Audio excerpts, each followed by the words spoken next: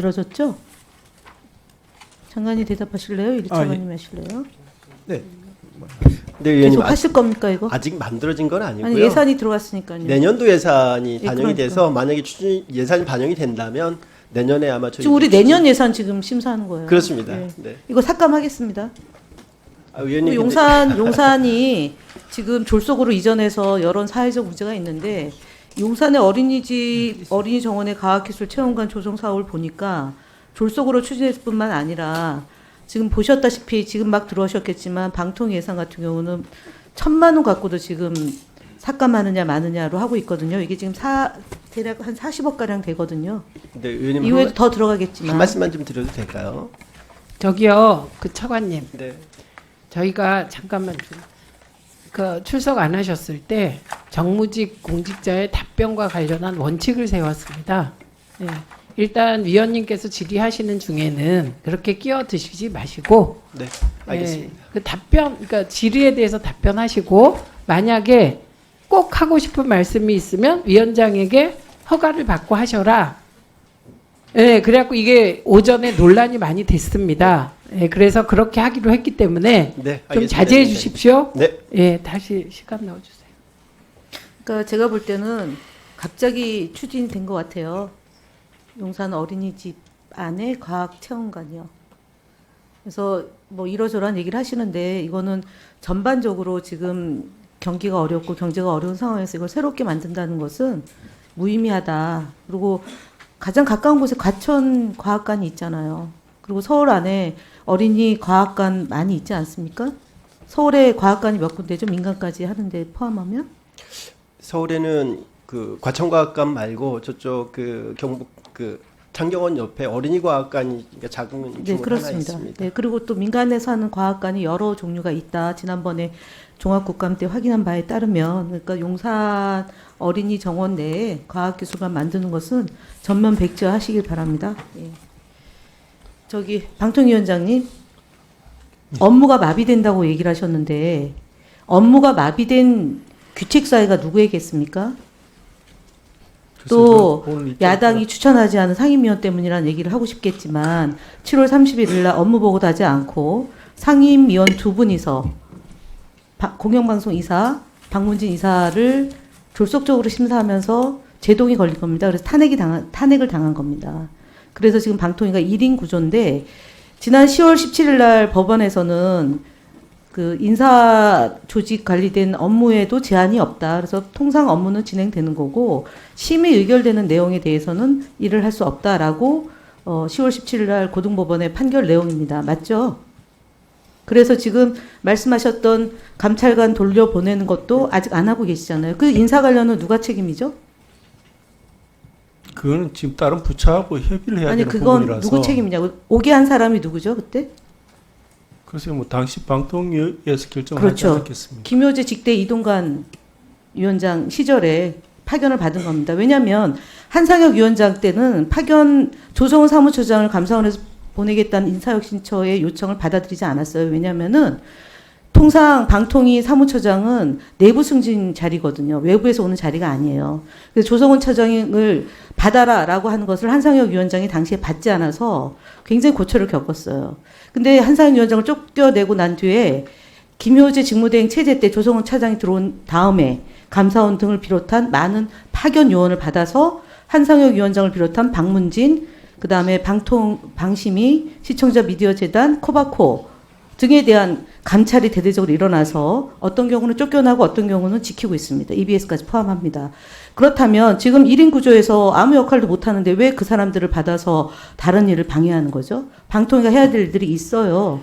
제가 방해를 한 사실은 없는 시장조사 심의관실이 인원이 부족해서 일을 제대로 못한다라고 지난번에 종합국감 때 얘기하셨잖아요. 그러니까 인력 배치를 바로 하세요. 그거는 방통위 위원장 권한대행의 권한이에요. 인력이 다른 없어서, 핑계 대지 마시고요. 인력이 없어서 일을 못한다고 말씀드린 게 그런 아니고. 적이 있어요. 아닙니다. 그렇지 않습니다. 저기 알겠습니다. 그러면은요 네이버에 가셨죠? 네이버에 예. 다녀오셨죠? 예, 네이버에 갔었던 방통위원장 혹시 있습니까? 그동안? 그 부분은 따로 조사하지 않았습니다. 한 분이 갔어요. 한 분이.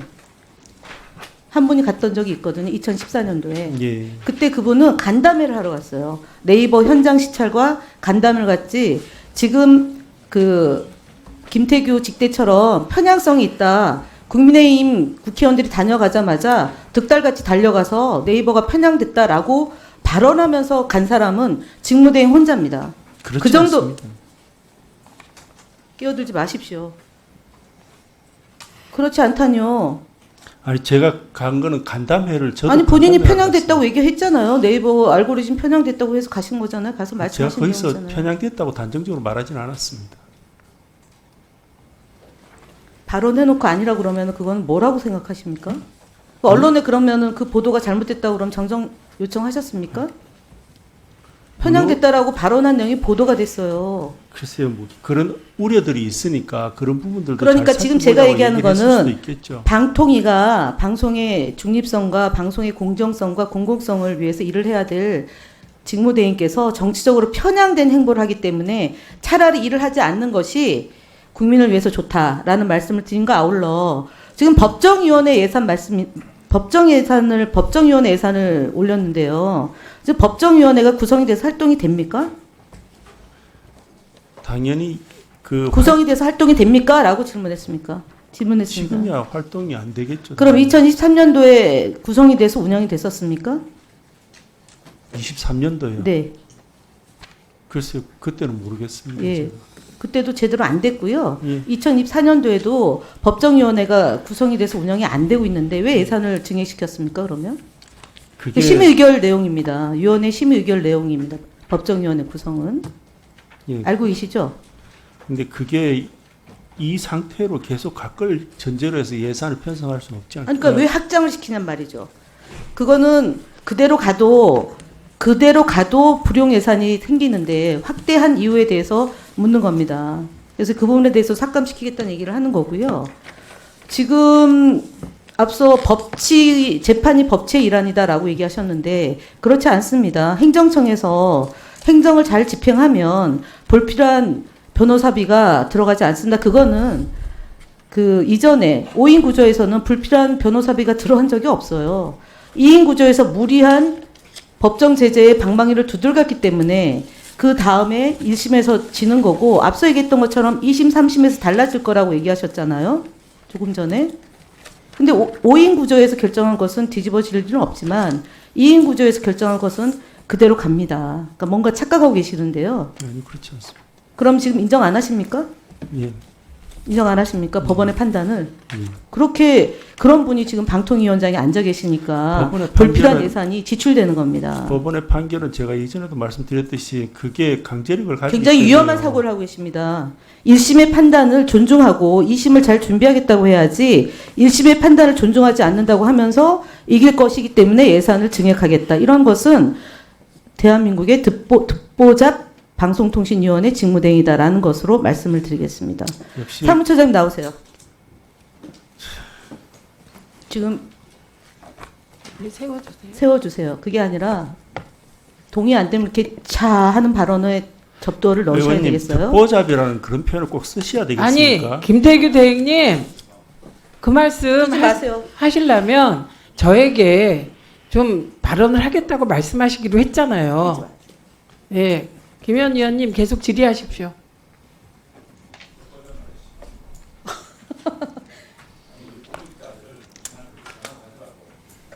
아니 법원의 판단을 존중하지 않겠다는 분은 듣보잡입니다. 언제 어느 위원장이 공공기관의 기관장이 법원의 판단을 존중하지 않는다는 얘기를 대놓고 국민들 앞에 합니까? 사무처장님, 예. 이 발언에 지금 직무대행의 이 얘기가 오늘 예산 관련한 2025년 예산 관련한 전체 회의에 대비하기 위해서 논의를 하셨죠. 보고하고 회의하셨죠. 뭐 예산 전체에 대해서 예, 그러면은 법정위원회 예산이 증액되는 문제나 인건비 관련된 문제나 변호사비를 과다하게 사용된 문제와 관련해서 당연히 질문이 들어올 걸로 예상하시죠. 예 그렇게 예, 그렇죠. 했습니다. 그러면 예. 지금처럼 법원의 판단, 1심 판단을 존중하지 않는다는 게 방통위 사무처의 입장입니까? 아니면은 위원장의 직무대행의 개인의 입장입니까? 근데 저희가 뭐 예산 관련한 아니, 뭐 질의 제가 답변만 질문은 예, 제 준비를 질문은 했었습니다. 질문에 예, 예. 대한 답을 하세요. 제 질문은 법원의 판단을 존중하고 2심, 3심을 잘 준비하겠다가 방통위 사무처의 입장입니까? 아니면은 1심 판단이 마음에 안 들면 그것은 부정돼도 되는 판단인 것이 사무처 입장입니까? 아니면 이 부분에 대한 답변 내용을 준비한 바가 없습니까? 혼자 개인적인 생각입니까? 사무처 생각하고 상관없습니까? 그 부분은 특별하게 뭐 논의된 바가 없다. 답변 준비한 예, 것 기조국장님 같지 뒤에 부적하고 않습니다. 계시나요? 들어가시고요. 지금 예결위가 있습니다. 예결위. 그러면 이거 이 입장 유지할 거죠. 사무처는 이 부분에 대한 입장이 없다. 뭐 변호사비 가닥에 쓰고 1심 판결에 대해서 존중하지 않는다는 위원장 직무대행의 입장을 유지하는 겁니까? 아니면은 사무처는 별다른 입장이 없는 겁니까? 근데 저희가 뭐 사무처 의견이 별도로 뭐 있고 사무처가 답변서를 쓰기 때문에 얘기하는 거잖아요. 근데 그 부분에서 특별히 뭐 이거 준비하면서는 뭐 따로 보고 드린 그러니까 것 같지는 않습니다. 예. 지금 사무처의 역할 기조관실이 3억 이상의 변호사비를 쓴 것에 대해서 입장이 없다는 얘기입니까 지금 사무처장은? 아니 입장이 여기저기 없다. 끌어들여가지고 유류비도 쓰고 뭐 땡겨서 쓰는 이 돈이 그러면 이후에도 2025년도에도 이렇게 쓸 건데 불을 보듯 뻔한 결과가 예상되는 거 아닙니까? 2심가도 더 많은 변호사비가 들어갈 거고 3심까지 갈 건.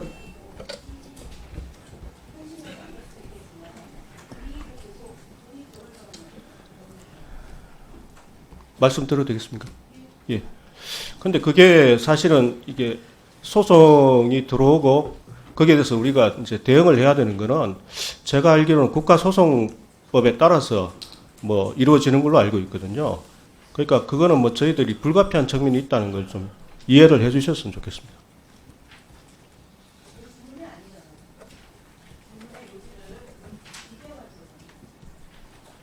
근데 직대께서도 그런 취지로 말씀하신 걸로 저는 이해를 했습니다.